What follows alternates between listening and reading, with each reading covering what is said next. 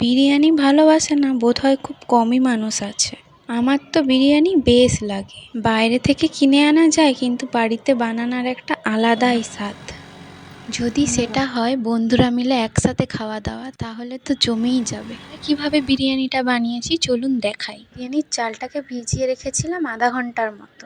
গরম মশলাগুলোকে ভেজে গুঁড়িয়ে নিয়েছি। চিতে জল গরম করে তাতে নুন, এলাইচি, দারচিনি, তেজপাতা দিয়ে ভাতটাকে করে নিয়েছিলাম।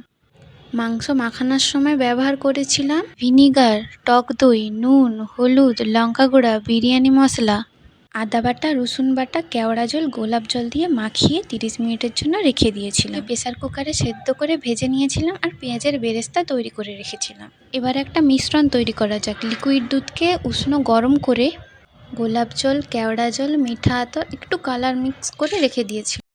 তেল গরম করে দারচিনি, ইলাইচি, তেজপাতা দিয়ে পেঁয়াজগুলো তুলে দিয়েছিলাম। তারপরে পেঁয়াজগুলো ভাজা ভাজা হওয়ার পরে মাংসটা তুলে দিয়েছিলাম। মাংসটা হয়ে গেলে নামিয়ে রেখে এবারে লেয়ারিং করার পালা।